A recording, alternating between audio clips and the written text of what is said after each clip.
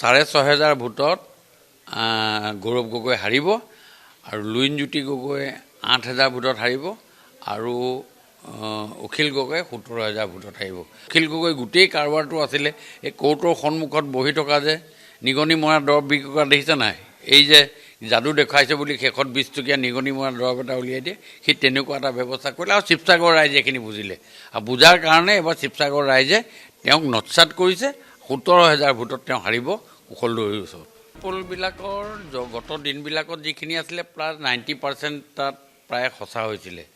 যোৱা এটা দুটা টাৰ্মত আগতে কিছু ক্ষেত্ৰত অলপ অমিল আছিলে, কিন্তু এক্সিট পোলৰ কথাটো আপোনালোকৰ দিল্লীৰ পৰা কৰা পটভূমিটো আৰু আমি ব্যক্তিগতভাৱে আমি অসমৰ মাজত থকা পটভূমিটোত আমি ব্যক্তিগতভাৱেও গম পাইছোঁ যে ডক্টৰ হিমন্ত বিশ্ব শৰ্মা ডাঙৰীয়াৰ নেতৃত্বত দ্বিতীয়বাৰৰ কাৰণে তৃতীয়বাৰৰ কাৰণে আৰু হিমন্ত বিশ্ব শৰ্মা ডাঙৰীয়াৰ নেতৃত্বত দ্বিতীয়বাৰৰ কাৰণে চৰকাৰ হ'ব।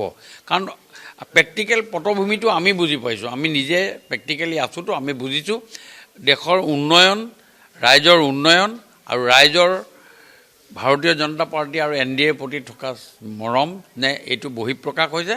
আৰু যোৱাকালি যিটো এক্সিট পোলত সেই কথাটো এটা সুন্দৰভাৱে এটা প্ৰকাশ কৰিছে। আৰু ময়ো আগতে আপোনালোকৰ আগত কৈছোঁ যে 94টা ছিট আমি পোৱাৰ আশা আছে। আৰু এক্সিট পোলৰ যিখিনি কৈছে এজ অন এভাৰেজ তেওঁলোকে 88 to 100ৰ ভিতৰত কথাটো কৈছে আৰু আমাৰো এইটো বিচাৰ আছে, সেই বিচাৰৰ মতে 94টা ছিট আমাৰ পাব আৰু দ্বিতীয়বাৰৰ কাৰণে ডক্টৰ হিমন্ত বিশ্ব শৰ্মা ডাঙৰীয়াৰ নেতৃত্বত অসমত NDA চৰকাৰ হ'ব।